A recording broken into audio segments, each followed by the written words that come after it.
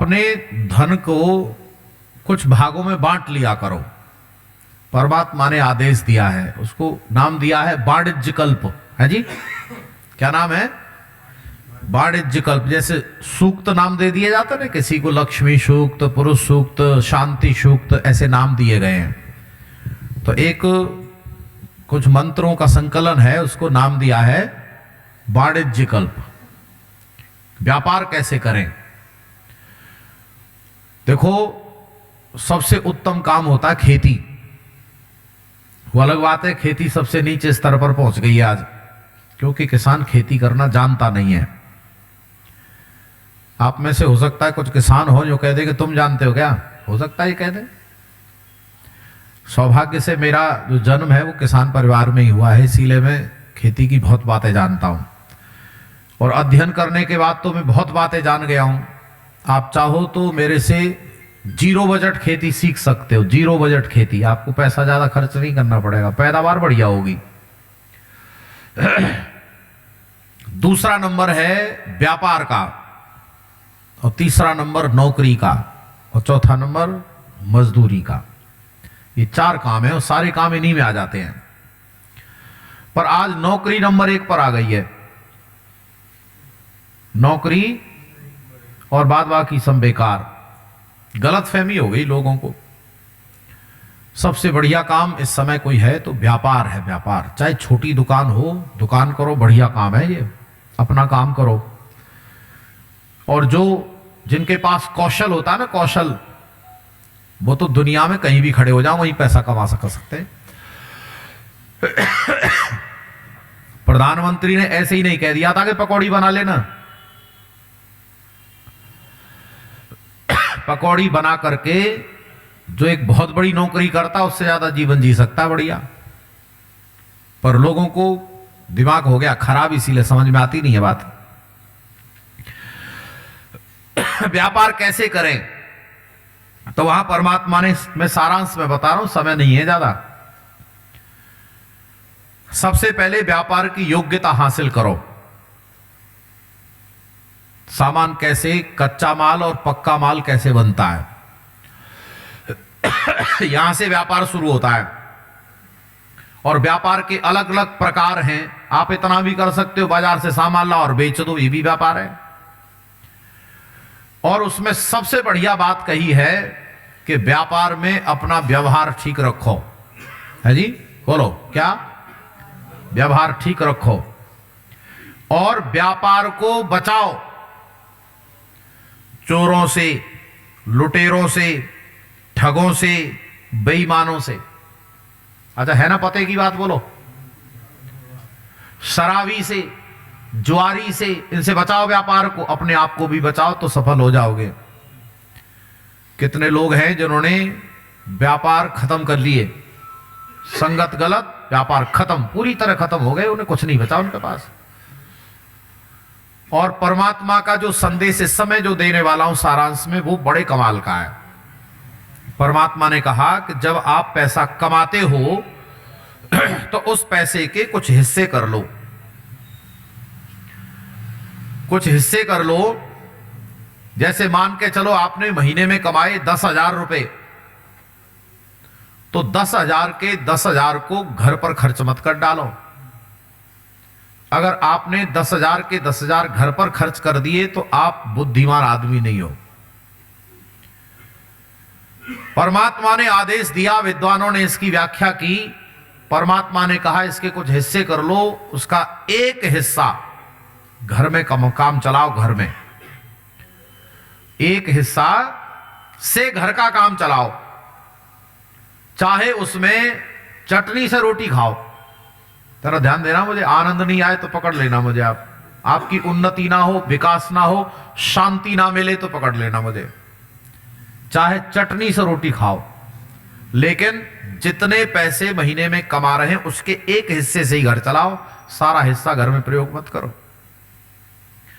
एक हिस्सा भविष्य निधि के रूप में रखो, चाहे वो थोड़े ही पैसे हो, भविष्य निधि के रूप में रखो कि ये पैसा भविष्य में काम आएगा, कोई आपत्ति आ गई तो। और एक हिस्सा व्यापार में तत्काल लगाओ। जो व्यापार आप कर रहे हो उसमें थोड़ा सा जो कमाया है उसका कुछ हिस्सा व्यापार में लगा दो, तो व्यापार उन्नति करेगा। जहां व्यापार आपका इस समय है, कल बेहतर हो जाएगा, अगले दिन और बेहतर होगा, अगले महीने और ज्यादा बढ़िया होगा। और एक हिस्सा ऐसा रखो जो मित्र, रिश्तेदार, संबंधियों की सहायता भी की जा सके, और एक हिस्सा ऐसा रखो जिससे धर्म काम हो सके। जोर से बोलो जरा, कैसा हो सके? धर्म काम हो सके। अच्छा, समझ में आ गया हो तो बोलो, आनंद आएगा कि नहीं? हाँ जी संचालक महोदय, फेल नहीं होगा आदमी? बोलो हाँ या ना, जोर से बोलो। फेल नहीं होगा। फेल हुए हैं, बोलो, कुछ कह रहे थे आप? फेल वो हैं पूरा का पूरा पैसा कमाया खेती में से और पता चला बोलेरो ले आया है ना, बोलेरो ले आया, बोलेरो। बच्चे की शादी कर दी, आतिशबाजी फूंक दी उसमें कर्जा लेकर के। ऐसे लोग कभी सफल, बोलो जोर से, कभी सफल नहीं होंगे। चाहे धन लाख रुपए महीने कमाते हो, आप सफल नहीं हो सकते जब तक आप उस लाख रुपए का ऐसे आवंटन करके खर्च ना करो। कितनी पते की बात है प्यारे बंधुओं। हमारे पूर्वज जो व्यापारी पूर्वज थे, कोई फेल नहीं हुआ। और अभी आपको पता है विदेश फेल हो गया, पूरा विश्व फेल हो गया। पिछले दिनों जब बाजार गिरा विश्व का, तो सारे देश जो लग्जरी गाड़ियों में घूमते थे ना, फुटपाथ पे आ गए, टेंट में रह रहे, टेंट में। क्योंकि घर भी उस पे है, लोन पे, व्यापार भी लोन पर। अच्छा, व्यापार हो गया घाटा, कहां जाओगे? इसीलिए थोड़ा थोड़ा। अच्छा बताओ, कोरोना काल में किसको परेशानी नहीं आई? जो संतुलित चल रहा था, हा, जो व्यवस्थित चल रहा, उसको कोई परेशानी नहीं आई।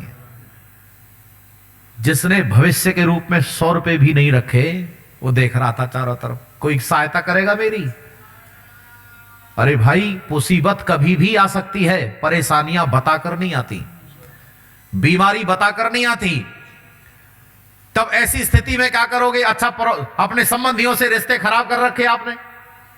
अच्छा बोलो, हमसे कोई हम किसी से आशा करते कि नहीं कि दुख में हमें कोई सहायता करे? बोलो, तो हमें सहायता करनी चाहिए कि नहीं? लेकिन हमने मन बना रखा है, आज ज्यादातर लोगों ने ऐसा मन बना रखा है कि हम किसी की सहायता नहीं करेंगे। अरे आप दूसरे की सहायता करते हो, घर का हाल बुरा है। घर की देवी पत्नी अपने पति से कहती है, आप मुझे बहनें बताएंगी मैं ठीक कह रहा हूं क्या? पत्नी अपने पति से कहती है, ये जो तेरा भाई है, तेरे काम तो आ जाए पर तू इसके काम बता जाना। बोलो मैं ठीक कह रहा हूं क्या? आवाज नहीं आ रही आपकी? चुप हो गई एकदम। आपको बताए, चुप होना भी समर्थन करना है बोलो, चुप होना भी समर्थन करना है। अच्छा, बुरा हाल होना क्यों ना हो? अब बोलो मैं ठीक कह रहा हूं क्या? अब पुरुष लोग बताओ। मैं 100% सही कह रहा हूं ये बात, क्योंकि मैंने बड़े अनुभव किए हैं, लोगों को पढ़ता रहता हूं मैं। जबकि उसे यह कहना चाहिए कि हमारे कोई काम आए चाहे ना आए, पर तुम सहायता करते रहना, क्योंकि हम सबका फर्ज बनता है हम अपने घर को व्यवस्था दे करके रखें। समझ में आई बात कि नहीं? इसीलिए अपने धन का आवंटन करो, बंटवारा करो, और बंटवारा ऐसा करो, कुछ हिस्सा भविष्य निधि के रूप में रखो और कुछ धर्म काम के लिए भी रखो। ये जो काम चल रहा है, बोलो कौन से धन से चल रहा है? धर्म राशि से चल रहा है। आपने एक प्रकाशन देखा होगा, घोड़मल प्रहलाद कुमार है जी, ये जो भोला जी बैठे हैं इन्होंने किताब छपवाई है, ये घोड़मल प्रहलाद कुमार लिखा है ना इस पर, ये प्रकाशन, ये धर्म राशि से चला हुआ है। ये प्रकाशन, ये अभी एक्सपायर हो गए। इनके जो व्यवस्थापक थे प्रभाकर जी, बहुत बढ़िया आदमी थे प्रभाकर, मेरा बड़ा अच्छा संबंध था उनसे। प्रभाकर जी ने मुझे बताया, आचार्य जी हमारे दादाजी जब मरने लगे, दादाजी, तो उन्होंने कहा, अरे बच्चों सबको बुलाओ, अब हम जा रहे हैं और ये धर्म राशि है, माने महीने भर में जो कमाते थे उसकी एक हिस्सा धर्म राशि के रूप में निकालते रहे। 2 करोड़ रुपया था वो। कितना? 2 करोड़ रुपया था। और कहा इससे धर्म काम ही होगा। भाई बच्चों बताओ, तुम में से कौन धर्म काम करेगा? एक घर के काम नहीं आएगा पैसा, ये पैसा घर के काम नहीं आएगा। बताओ धर्म का काम कौन करेगा? तो सारे लोगों ने निर्णय किया प्रभाकर करेगा। तब प्रभाकर को पैसे दिए और पैसे कुछ समाज से इकट्ठे किए। 4 करोड़ रुपए से ये प्रकाशन चला था, तब जाकर के प्रकाशन हो रहा है। बोलो आनंद आया कि नहीं आया? अरे हम थोड़ा सा कुछ पैसा धर्म राशि के रूप में निकाले। ये संस्थाएं ऐसे ही नहीं चलती हैं, इनसे परमात्मा की कृपा और कल्याण का रास्ता प्रशस्त होता है। ये संस्थाएं चलती रहेंगी, धर्म राशि निकालते रहो। हम शिविर लगाते हैं, 2-4 लाख रुपए हर महीने हर साल खर्च करते हैं। नौजवानों का शिविर लगता है, तो हम जाते हैं सेठ लोगों के पास, सेठ जी पैसा दो। तो एक सेठ ने कहा हमसे कि आचार्य जी आपको देर हो गई, अब ना देंगे हम पैसा, अगले महीने आना तब देंगे।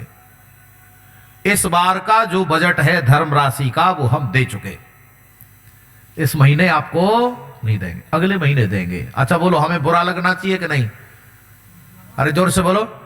अगर हमें बुरा लगता है तो हम जानते नहीं है कुछ। हमने कहा सेठ जी धन्यवाद और आपके लिए आशीर्वाद, क्योंकि आप हर महीने अगर धर्म राशि निकालते तो आप आपसे अच्छा और कोई आदमी नहीं है। आप बहुत बड़ी आदमी हो। हमें अभी न मिले कोई बात नहीं, लेकिन कम से कम संस्थाओं को मिलता तो है आपसे। इसीलिए हर व्यक्ति को चाहिए कि वो धर्म राशि के रूप में कुछ पैसा निकाले, चाहे वो कैसे भी कमाता है, नौकरी करता है, व्यापार करता है, खेती करता है, चाहे कुछ भी उद्यम करता है, लेकिन धर्म करना चाहिए। पापाचरण से कमाया हुआ धन दान करके शुद्ध ना कर देगा आदमी को। ऐसा मत समझ लेना कि पाप कर दिया और पैसा इधर खर्च कर दिया, है ना। बांटता है कंबल चमड़ी औरों की उतार करके है जी, बोलो बांटता है कंबल चमड़ी औरों की उतार करके, हज को चली है बिल्ली 100 चूहे से भला ना होगा। तो मैंने आपको यह संकेत किया